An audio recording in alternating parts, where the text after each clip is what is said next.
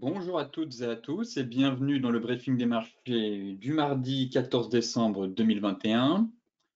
Avant de débuter, je vous laisse prendre connaissance de l'avertissement légal sur les risques. Je rappelle aussi que vous pouvez encore vous inscrire à la newsletter mensuelle que j'écris chaque mois et qui devrait partir d'ici la fin de la semaine. Je reçois plusieurs demandes en message privé, mais pour rappel, le lien d'inscription est disponible dans la description de la vidéo en bas de page sur YouTube. Alors, aujourd'hui, une séance relativement calme. On a eu quelques petites prises de bénéfices, je dirais, hier. Soi-disant un marché un peu inquiet au sujet d'Omicron, mais plutôt l'impression que des investisseurs ont pris des bénéfices à l'approche justement de la fameuse réunion de la Fed. Puis ensuite, on aura aussi la Banque centrale européenne, la Banque d'Angleterre, et on terminera la semaine en plus avec la Banque du Japon. Donc pas mal de catalyseurs à venir cette semaine de la part des banquiers centraux qui pourraient justement alimenter de la volatilité. Donc derrière ça, Wall Street a fini quand même en baisse, soi-disant des inquiétudes liées au variant Omicron. Bon, comme je vous le disais, j'ai plus le sentiment que c'est surtout dû ce recul à des prises de bénéfices, puisque les investisseurs s'attendent à une annonce de réduction plus rapide de la Fed concernant ses achats de titres sur les marchés, ce qui pourrait également annoncer, comme vous le savez, un début de hausse des taux d'intérêt. En tout cas, on pourrait avoir une date clé de la part de Jérôme Powell demain. Très clairement. Donc actuellement, les marchés anticipent forcément une hausse de taux. On ne sait pas exactement quand est-ce qu'elle aura lieu. Est-ce que ce sera en mai, juin ou juillet 2022? Bon, comme je vous le disais, je ne m'attends pas de grosses nouvelles de la part de Jérôme Powell, mais peut-être que celui-ci va finalement indiquer à quel moment il prévoit d'effectuer la première hausse de taux. Ce matin en Europe, pareil, on est vraiment, je dirais, on évolue vraiment sans direction claire, on est en légère hausse, on retombe un peu dans le rouge, on tente un peu de regagner une partie du terrain perdu la veille en raison, soi-disant, des nouvelles inquiétudes suscitées par le variant Omicron, mais tout simplement, les investisseurs n'ont aucun intérêt à prendre des risques juste avant les décisions de la Réserve fédérale américaine et de la BCE.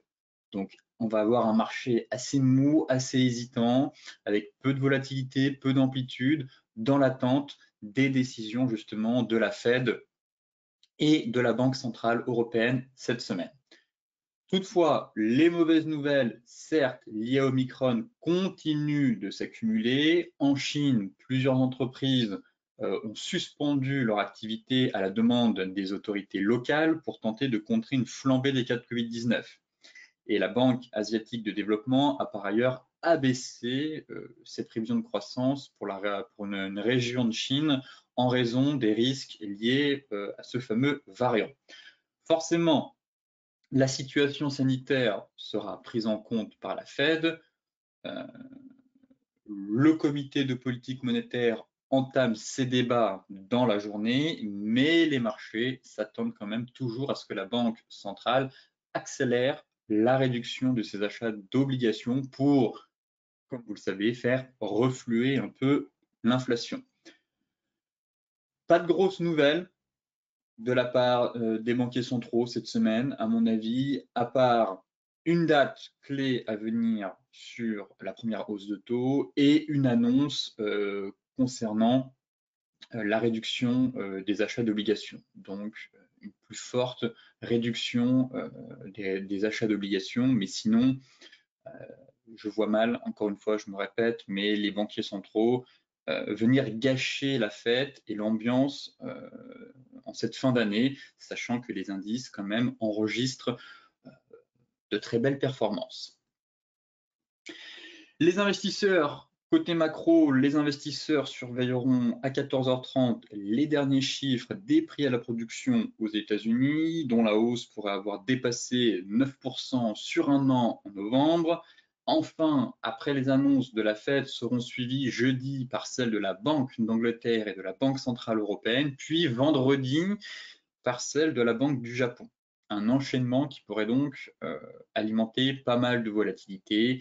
Et après, j'estime que l'année sera bouclée après ces annonces de banquiers centraux et les investisseurs devraient procéder tout simplement à des habillages de portefeuille. Mais après, les marchés vont retomber un peu, moins de volatilité, peut-être un rallye de Noël à prévoir selon les annonces des banques centrales, mais globalement, les 2 dernières semaines après de décembre sont relativement calmes sur les marchés. Côté macro, ici, c'est un sondage assez intéressant et curieux que j'ai trouvé ce matin.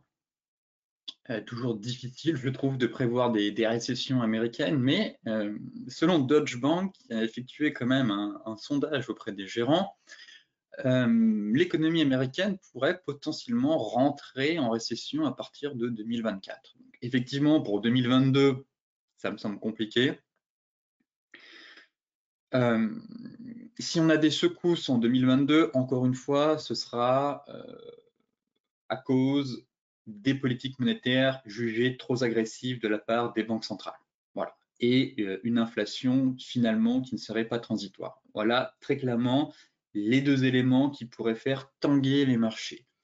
Récession en 2022, très clairement, je ne pense pas. On sera toujours dans une période de forte, enfin pas de forte reprise économique, mais on sera toujours dans cette période de reprise économique, sur fin de reprise économique en tout cas, mais elle devrait se poursuivre. Et avec une rotation je pense, des valeurs dites cycliques. Donc je reste quand même globalement positif, pareil pour l'année 2022, enfin pour l'année à venir. On aura une rotation sectorielle de marché, je pense, au détriment des valeurs technologiques, mais difficile très clairement d'entrevoir une récession. En tout cas, 31% des personnes sondées estiment que les États-Unis vont rentrer en récession en 2023 ou en 2024. On n'a pas un fort consensus non plus. On a quand même pas mal de personnes qui ont répondu qu'ils ne savaient absolument pas, ce qui en soi paraît un peu logique. C'est toujours très difficile, en tout cas à l'heure actuelle, c'est vraiment très compliqué d'anticiper une récession, mais effectivement, les marchés fonctionnent par cycle. Donc, en fonction des cycles, on peut derrière éventuellement prévoir une prochaine récession. On a des cycles de reprise économique, de surchauffe, de récession, et ainsi de suite. Donc, à chaque fois, la bourse, c'est cyclique. Maintenant, très compliqué, comme je vous le disais, d'anticiper la durée d'un cycle et de savoir combien de temps celui-ci va durer. Globalement, on fera le point d'ici quelques mois, mais ce qu'il faut retenir, c'est que l'année 2022 devrait, je pense, rester positive pour le marché action et même pour d'autres classes d'actifs. Record sur les buybacks. C'est un graphique que je vous ai partagé à de nombreuses reprises maintenant, depuis l'été, depuis cet été, en vous disant que les buybacks accéléraient, pleine balle, et nouveau record. Et on dépasse le record de 2018. On avait vraiment suivi l'évolution des buybacks depuis cet été. On se rapprochait de 2019, 2018. Je vous disais à la vitesse à laquelle on allait, je ne serais guère surpris de voir ce niveau dépassé. Et c'est chose faite. C'est un graphique que Goldman Sachs a publié hier. Et les rachats d'actions annoncés aux États-Unis ont atteint 1100 milliards de dollars, donc du jamais vu depuis plus de 20 ans, ce qui explique forcément la performance, en tout cas la surperformance, encore une fois, des marchés américains, dopés, ne l'oublions pas, par les injections de liquidités, puisque pareil, on a quand même suivi l'évolution du bilan des banquiers centraux et on a encore eu quand même une expansion du bilan de la Fed. Pas aussi conséquent qu'en 2020, certes, mais on n'a pas eu un ralentissement du bilan. Là, la Fed va commencer peut-être à accélérer son tapering, mais comme je vous le disais, elle va devoir trouver un juste milieu. Car si c'est jugé trop agressif de la part des marchés, forcément ces derniers risquent de perdre pied, de corriger un peu violemment. Mais globalement, un autre élément aussi qu'il ne faut pas écarter, c'est les rachats d'actions.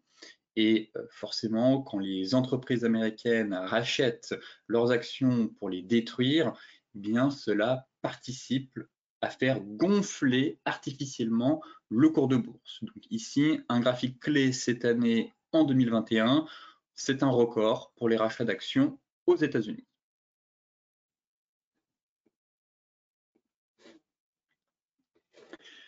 Côté graphique, allons voir ce bon vieux CAC 40. Et on fait du surplace. Finalement, on est en train de retomber. On a du mal à tenir les 7000 points. Parti comme ça, je ne vois pas pourquoi on ne viendrait pas combler ce gap ici avant de repartir. Mais on s'est emballé ici très clairement le 7 décembre suite aux annonces rassurantes des laboratoires pharmaceutiques et du docteur Anthony Fauci sur des annonces rassurantes effectivement sur le variant Omicron. Mais derrière, on est complètement retombé. Bon, il n'y a rien de bien méchant, mais cette bougie flux ne prend pas finalement.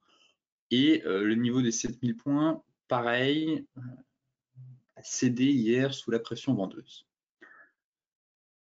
Assez neutre, enfin, toujours le sentiment qu'on est dans une dynamique haussière, mais à l'approche des réunions des banquiers centraux, quel est l'intérêt pour les investisseurs de prendre des risques et d'investir sur les actifs jugés risqués? Aucun. Donc forcément, les opérateurs s'allègent un peu, coupent quelques positions, prennent des bénéfices dans l'attente d'avoir un peu plus de visibilité derrière.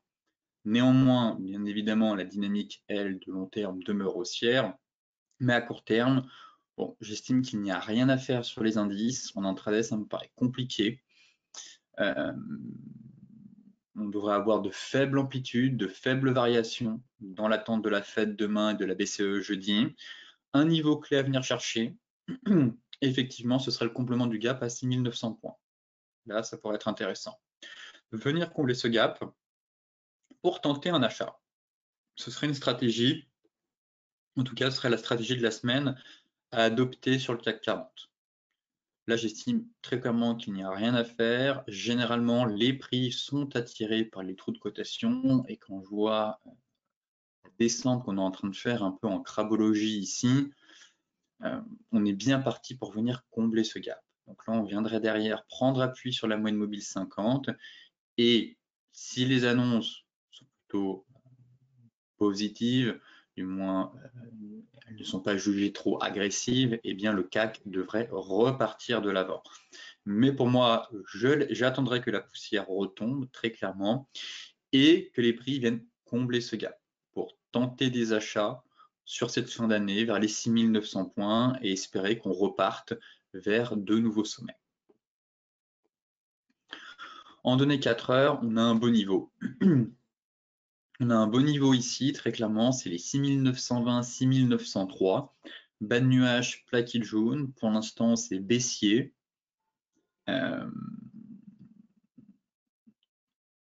Et je pars du principe, en tout cas, quand je vois la dynamique à court terme, que ce gap-là va être comblé. En tout cas, ce serait vraiment un scénario parfait. On viendrait combler le gap, prise d'appui sur support MM50, avec un stop loss assez serré pour derrière permettre une reprise haussière. En données horaires,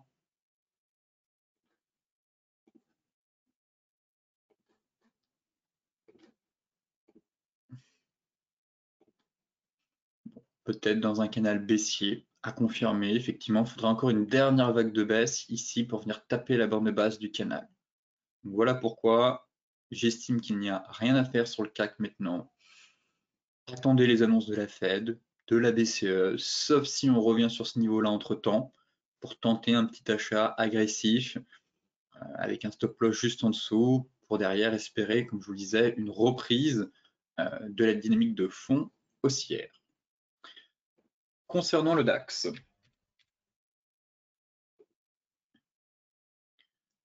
Le DAX, c'est à peu près la même chose. J'évoquais avec vous le range à venir. Bon, est-ce qu'on est dans un range? Est-ce qu'on est dans un triangle? Je vais enlever l'Ishimoku. Je vais supprimer mes zones. En tout cas, l'impression qu'on consolide. Pareil, dans l'attente du prochain catalyseur, à savoir la Fed et la BCE. Donc soit cette formation de range, peut-être qu'on peut aller chercher plus bas. Effectivement, il y a un gap sous les pieds à les combler. Bon, il est vraiment plus bas le gap. Pour le coup, ce sera plus compliqué pour le DAX d'aller chercher ce niveau, je pense. Il est assez bas, ça ferait même casser un gros support. J'en suis pas aussi certain que sur le CAC. Bon, vraiment, sur le CAC, il manque pas grand-chose, une vingtaine de points à peu près à aller chercher. Alors qu'ici, c'est une correction un peu plus importante. Et si on clôture sous ce niveau, on serait vraiment plus dans une dynamique, plus dans un flux aussi. Mais en tout cas, range à venir ou triangle. Donc voilà les zones à trader sur le CAC, le DAX, pardon. Pourquoi pas tenter des ventes comme hier à l'approche de la borne haute et sinon essayer de se rapprocher un maximum de la borne basse ici vers les 15 525, 15 540 pour une nouvelle fois tenter des achats. Mais pareil, soyez prudents, plutôt un marché réservé pour les traders intraday, voire surtout scalpers. À l'approche des annonces des banquiers centraux, je m'attends à peu de volatilité et à peu d'amplitude. Surveiller les niveaux clés si on a une grosse réaction sur ces niveaux-là, derrière, pour après les annonces, mettre ces beaux niveaux de support à profit.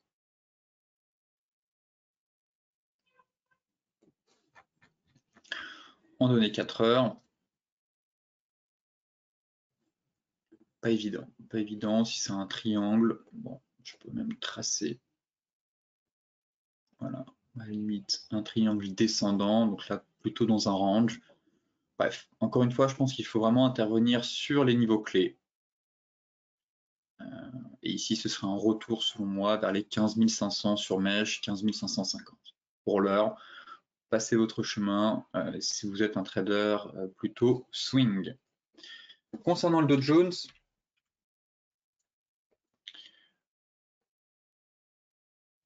retour de nouveau sur le fameux support. Pour moi, on a eu une prise de bénéfice hier. Un indice qui a quand même pris un peu plus de 1500 points en l'espace de quelques séances. Donc, encore une fois, il est légitime que les investisseurs allègent leur position, prennent des bénéfices, se couvrent un peu avant les annonces de Jérôme Powell. C'est tout à fait normal.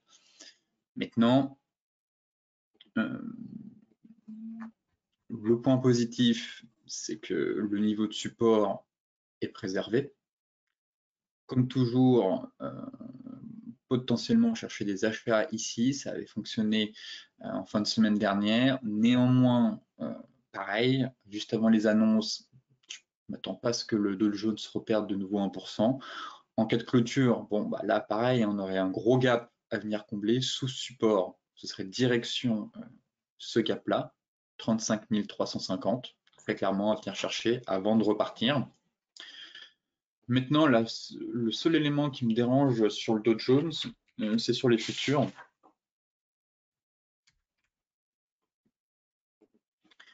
Effectivement, on a eu un avalement baissier. Bon, c'est un peu le point négatif. Ici, on avait ouvert avec un léger gap haussier, on a fait un bel avalement baissier. Mais encore une fois, jouer cet avalement baissier avant la Fed, c'est quand même risqué. Personne ne sait si la Fed va avoir un discours plutôt accommodant, pas trop agressif, ou au contraire inquiéter les marchés. Et dans ce cas-là, si on valide cet avalement, on ira chercher bien plus bas. Maintenant, on est sur support. Donc là, pareil, toujours compliqué, je trouve, de vendre sur chantier de retournement sur support. Il serait préférable d'attendre une clôture sous ce niveau, pour justement derrière aller chercher dans un premier temps le gap qu'on a vu sur le cash.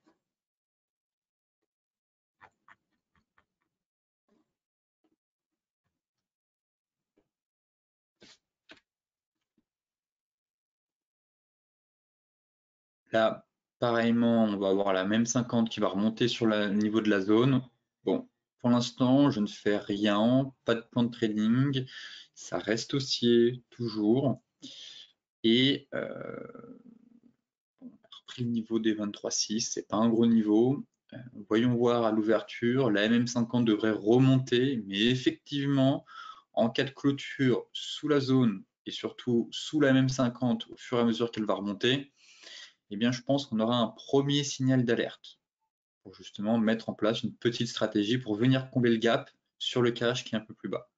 Mais pour l'heure, je pense qu'il faut mieux se mettre à l'écart, en tout cas en swing trading, surtout, étant donné que je fais essentiellement du swing, peu d'intraday, ça dépend des configurations, mais globalement, mieux vaut rester à l'écart dans l'attente de la Fed, pour justement avoir un peu plus de visibilité derrière. Mais je note des éléments à la fois baissiers, mais je ne suis pas convaincu pour l'instant. Pas convaincu de la baisse, on est sur support. On a la MM50 Daily qui est pas bien loin, la MM50 4 heures qui remonte aussi. On est sur zone. Généralement, on ne vend pas en support, on attend la cassure. Donc, à confirmer, mais cet avalement baissier peut très bien être invalidé derrière. Donc, soyons patients, et on fera le point surtout jeudi matin après la réunion de la Fed. Sur le Forex, c'est très mou. Il ne se passe vraiment pas grand-chose. On va passer en revue un peu les plans qu'on a mis en place en début de semaine. Sur l'euro, toujours rien. La grande question, c'est de savoir est-ce qu'on est dans un range comme cela ou un fanion. Étant donné que je vous disais que sur le dollar américain, l'indice dollar, on avait un magnifique fanion. En tout cas, mais effectivement, si on en sort par le haut, bon, bah, ce serait un triangle et l'euro irait chercher les 1,1460 derrière. Mais si on en casse par le bas, je m'attends vraiment à une nouvelle jambe de baisse assez conséquente pour aller chercher les 1,1075 et même un peu plus bas les 1,0930 derrière la deuxième zone. Mais pour l'heure, en stand-by, très clairement, l'euro-dollar se cherche, peu d'amplitude aussi, depuis maintenant début décembre. Si vous étiez vendeur ici, pensez à prendre des bénéfices, mettre vos stops à break-even. Bon, se positionner encore une fois avant les annonces de la Fed, je trouve qu'on est plutôt sur du casino que sur du trading. Ça reste risqué. Mieux vaut attendre encore une fois un signal. Surveillez la cassure de ce triangle pour vous positionner derrière dans le prochain flux directionnel.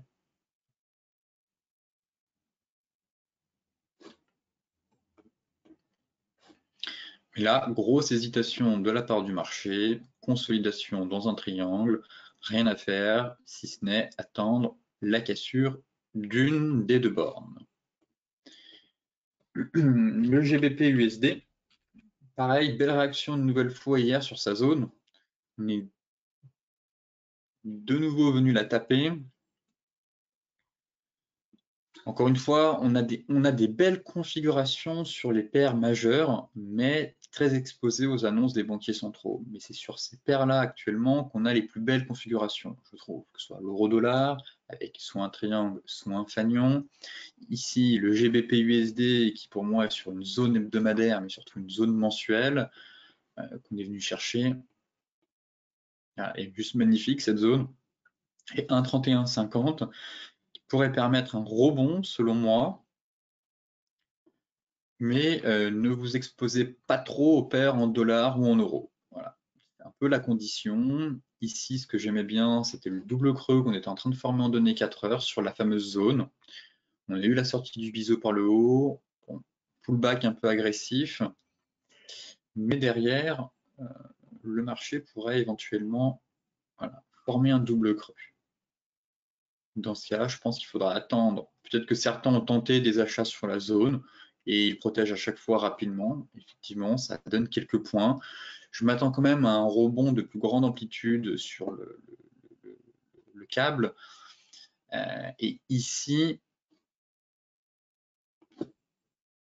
ce serait intéressant de surveiller, voilà, la cassure de la résistance déjà ici et de la ligne de coup pour aller chercher les 1,3350. On aurait effectivement un double creux après avoir eu des plus hauts et des plus bas de plus en plus bas. On commence, vous voyez, hop, ici à se stabiliser. Stabilisation en cours qui pourrait potentiellement permettre un rebond, étant donné qu'on est surtout sur une zone mensuelle qui est selon moi très importante. Derrière, surveiller la cassure de cette ligne de coup pour aller chercher, je ne parlais pas d'une reprise haussière, mais au moins jouer le rebond technique pour aller chercher les 1,3350. Ce sera déjà pas mal. L'AUD USD, pareil, qui a bien corrigé hier aussi. L'objectif a été atteint du double top. J'ai évoqué avec vous le range à venir. Selon moi, je pense qu'on est dans un range. On avait un double top sur la borne haute. L'objectif a été atteint, je pense, si on reporte. Voilà. Donc, TP1 fait sur l'AUD USD. Un premier objectif.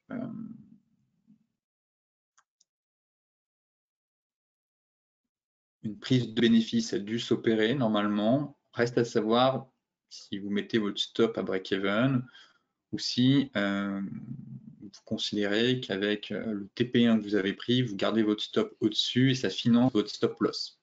Donc même si le marché remonte, vous faites stopper et avec le gain que vous avez gagné sur le TP1, eh bien, vous sortez à zéro. Le but de cette stratégie, c'est de financer son stop loss dans l'espoir que le marché reparte en direction du sud. Dans ce cas-là, si votre scénario est bon, ça devrait permettre d'engranger pas mal de pips et enregistrer un bon gain. Voilà une stratégie que vous pouvez adopter. Donc là, c'est une stratégie de court terme avec le double top. Maintenant, je ne suis pas convaincu du rebond et on est toujours dans une dynamique baissière, selon moi. C'était bien parti ce matin. Là, on repart, on reprend un peu de hauteur, mais on a un gros niveau. Donc, reste à savoir comment le marché va réagir encore une fois après les annonces de la Fed. Mais effectivement, le sentiment qu'on était plus dans un rebond technique et que le marché pourrait retomber une nouvelle fois en direction des 0,7035. Donc maintenant, à vous de voir si vous financez votre stop loss. Vous avez pris votre TP1, du coup vous financez votre stop loss, ou peut-être que vous êtes totalement sorti, ou au contraire, vous avez peut-être même pas pris de TP1 et vous estimez que le marché va aller chercher directement les 70-30. En tout cas, je vous expose toutes les stratégies et la gestion des risques à adopter en fonction de votre money management. L'AUD NZD. L'AUD-NZD, la divergence n'est pas invalidée. Il nous a fait une petite frayeur hier, mais la divergence tient toujours. Effectivement, elle avait été validée ici, on est remonté un peu au-dessus, mais si le stop loss est bien placé, logiquement, il ne faut pas non plus le coller au-dessus de la mèche, hein, on garde quand même toujours une marge un peu importante, mais ça tient toujours. Maintenant, j'aime beaucoup la bougie qu'on a eue ici. Là, pour le coup, on a vraiment eu une bougie flux directionnelle et impulsive avec un chandelier de retournement. Donc ça, c'est encourageant derrière pour une correction à venir. Et maintenant, pareil, est-ce qu'on va passer dans un range ou un double top? Il faudrait casser. Voilà. Là, on est dans un range. Et donc, il faudrait casser les 1,0525 pour aller chercher les 1,0490, qui est mon objectif actuellement sur cette paire. Ensuite, je surveille aussi la bougie du jour. Là, on pourrait avoir ce qu'on appelle un bull trap. Effectivement, on avait notre zone qu'on avait identifiée, la divergence, on a clôturé au-dessus hier, mais là, on est en train de repasser en dessous. Et donc, ce serait bien que l'AUD corrige un peu plus. Et si on valide cet avalement baissier, eh bien, on aurait un bull trap et je m'attends donc à un repli avec un TP final aux alentours des 1,0990. Voilà le plan globalement sur toutes les paires de Forex où il se passe un peu d'action. Maintenant, le gold, très rapide, honnêtement, il se passe toujours rien, malheureusement, c'est comme ça. Je me répète encore, mais il faut aller là où il y a de l'action, et malheureusement, sur le gold, c'est très léthargique depuis maintenant 3 semaines. Plutôt envie de faire une analyse à long terme du métal jaune, avec, comme je vous le disais, potentiellement ce fameux triangle de consolidation, juste ici.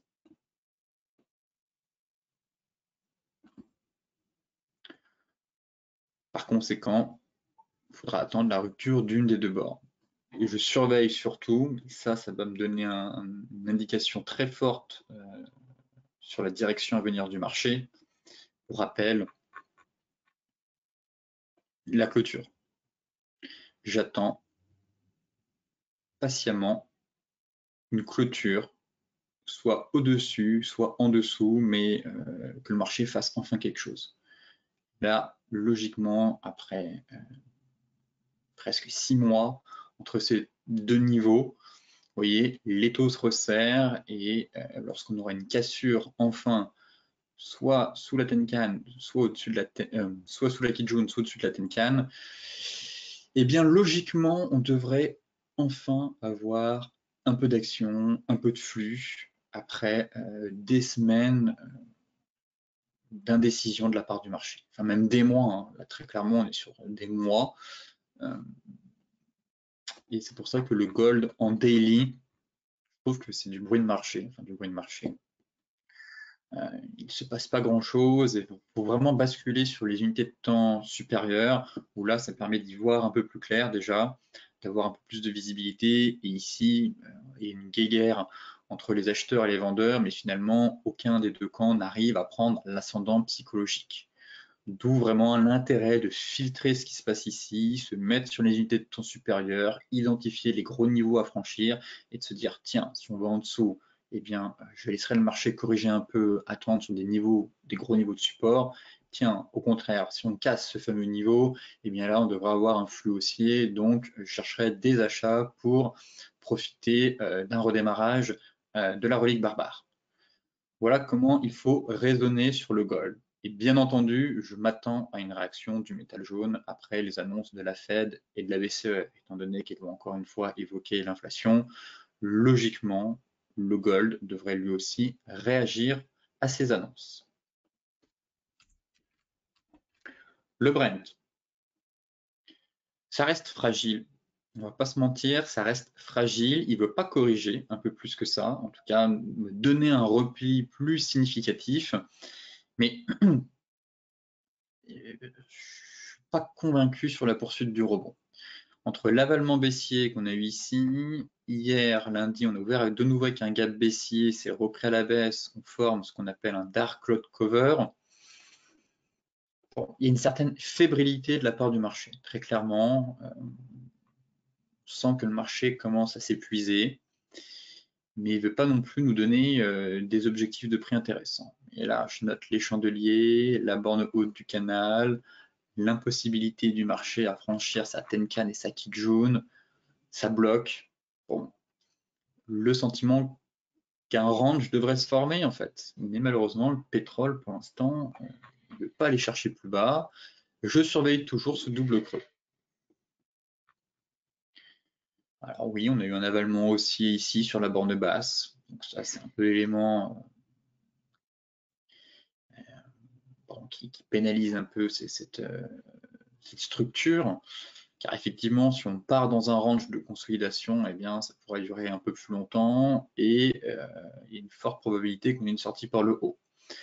Bon, je considère toujours que la hausse me paraît limitée et qu'il faudra plutôt chercher des ventes au fur et à mesure qu'on va se rapprocher de la borne haute, ou bien attendre la cassure par le bas de ce niveau. Cette fois-ci, on aurait un très beau double top validé pour aller chercher plus bas.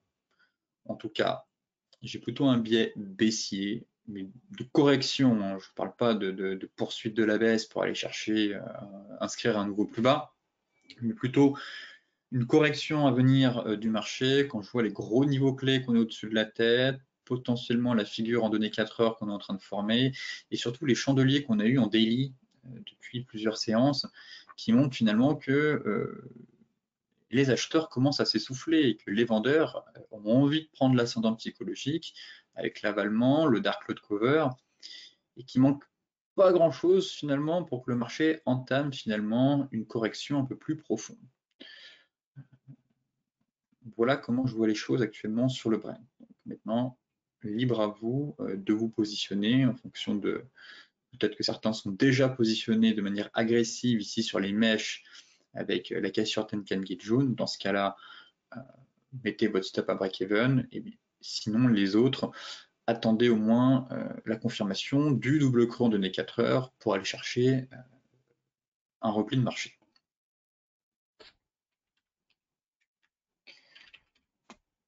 Le light,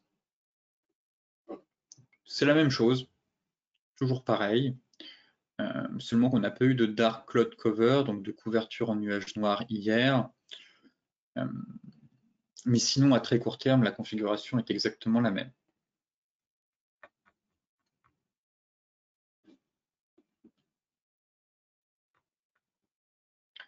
Haut de range, juste ici, on a eu l'avalement. Maintenant, est-ce qu'on va partir dans un double creux ou un range 4 heures? Enfin, ou un nouveau range, juste ici. Même combat que sur le Brent, exactement le même scénario. Très clairement, pour l'instant, le marché se stabilise. Et je pense qu'on aurait un premier signe baissier en cas de clôture sous la même 50, juste là, sous le bas du range. Et par conséquent, on validerait enfin ce double top pour aller chercher l'objectif théorique TP vers les 68 par ici, et puis le TP2, ce serait surtout de retourner sur la grosse zone des 66, 68, 66 $, à peu près par ici. Mais le schéma est identique au Brent, seulement, encore une fois, je préfère la dynamique du Brent, étant donné que là, les prix, là, on est déjà, enfin, sur le Brent, on est vraiment venu taper la Tenkan et la Kijun et l'oblique, alors qu'ici, c'est un peu plus haut. Donc, le niveau de stop, logiquement, serait un peu plus haut. Voilà pourquoi je préfère vraiment le Brent où ces deux composantes sont vraiment convergent avec l'oblique et le niveau de résistance horizontale, qui pour moi forme en fait une zone de convergence, ce qui explique pourquoi le marché bute et pourrait par conséquent entamer un repli. Les cryptos, pareil, nouvelle purge hier.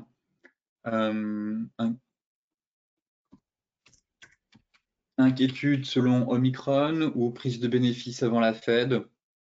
Grande question.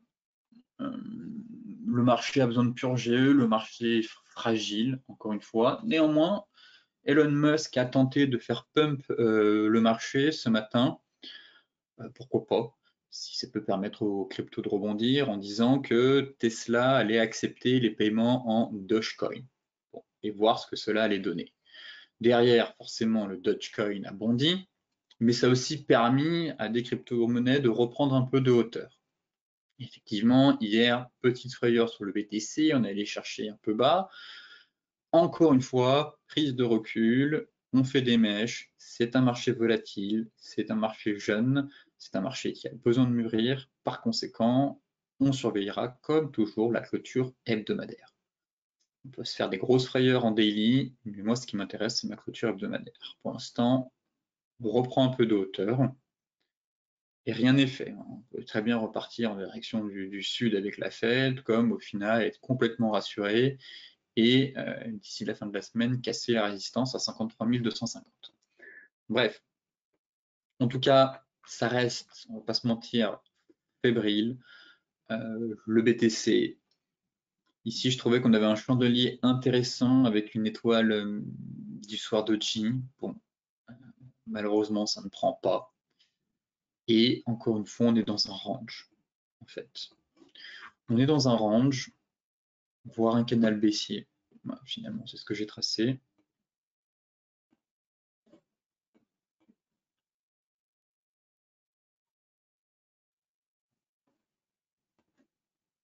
Alors, si on prend les points bas ici, est-ce qu'on aurait un gros range ou un début de canal baissier? Bref, pas évident sur le BTC, je trouve.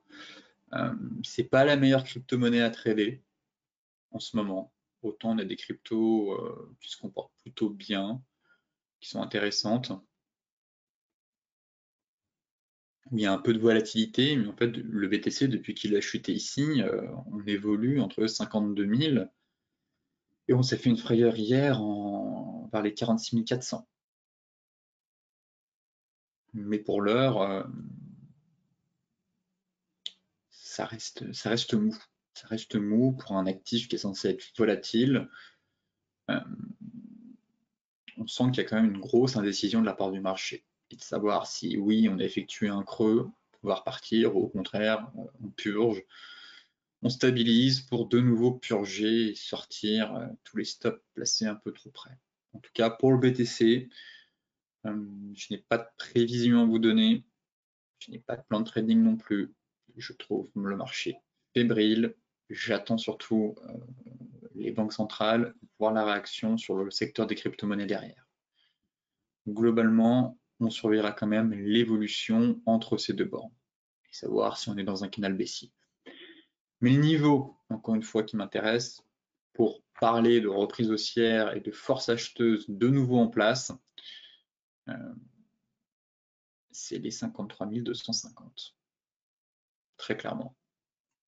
Déjà, ce serait une sortie par le haut de ce canal baissier. On peut très bien aller de nouveau visiter le bas du canal vers les 41 000, mais là on est au milieu de nulle part. La zone tient. Le seul élément encourageant, ça reste effectivement la bonne tenue de la MM50 et de la zone de support. Et ça encore, il faudra attendre dimanche pour avoir la clôture weekly et confirmer ce niveau, qui permet justement de préserver la dynamique haussière. Auquel cas, une clôture sous ce niveau serait vraiment pas de bon augure pour la suite. Voilà mon sentiment. En tout cas, on fera un gros point sur les cryptos en fin de semaine, après les annonces, voir si au contraire, il y a une probabilité que le marché reparte, ou s'il faut garder du cash, laisser passer l'orage et attendre un peu plus bas que les cours se stabilisent pour ensuite de nouveau se repositionner sur les crypto-monnaies. L'Ethereum a fortement décroché lui aussi hier. Pareil, j'attends la clôture hebdo. Il y a du plus, il y a du moins. Forcément,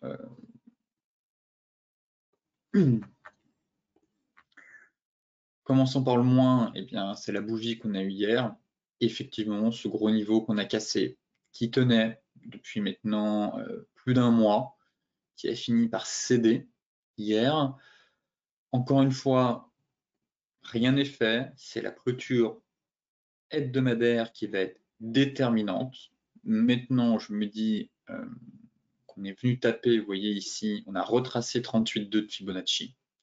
Donc on est venu chercher le ratio de 38,2 qui correspond à une zone de support, que ce soit ici, le spike qu'on a fait ici, le deuxième spike ici, avant de casser et de venir pullbacker. Donc là, on est venu chercher cette zone. Et ça correspond aussi à cette oblique baissière qui passait par les précédents sommets. Donc là, on a une belle zone. Tenter des achats ici me paraît pas idiot, très clairement. On est sur un très beau niveau à protéger très rapidement. Effectivement, c'est le dernier rempart pour moi. Sur l'Ethereum, si on casse ce niveau, je m'attends à une dégringolade plus profonde. Je pense qu'on ira chercher les 3250. Mais effectivement, on a une belle zone de support, couplée au niveau des 38,2, à l'oblique baissière.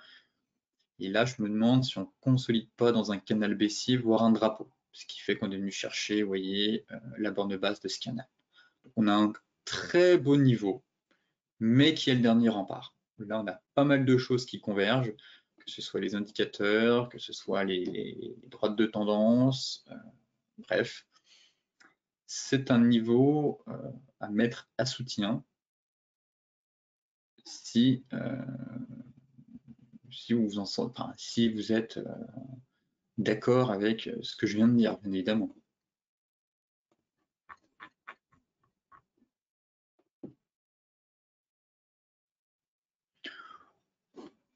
Pas de divergence en données 4 heures, en données daily. Ah, intéressant. Bon, elle est toute petite.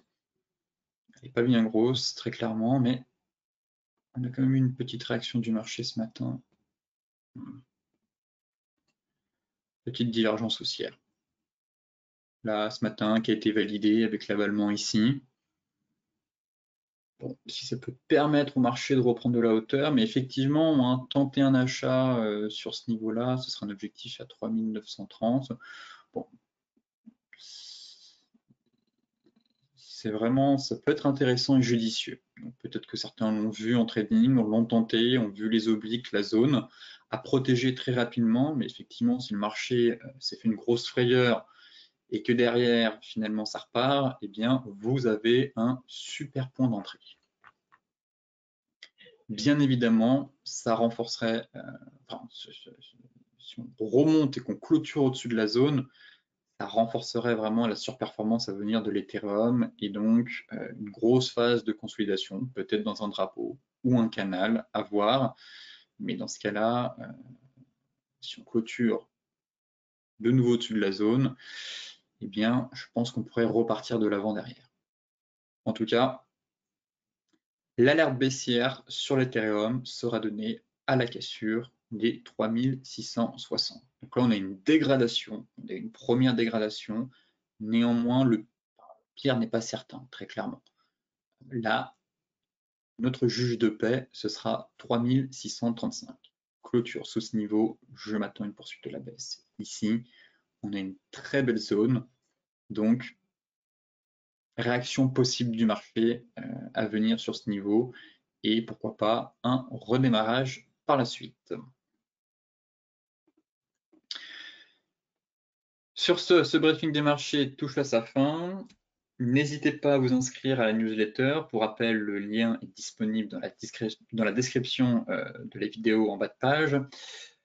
Surveillez votre exposition sur le marché, notamment au Forex, et je vous dis à demain pour un nouveau point complet sur la planète finance.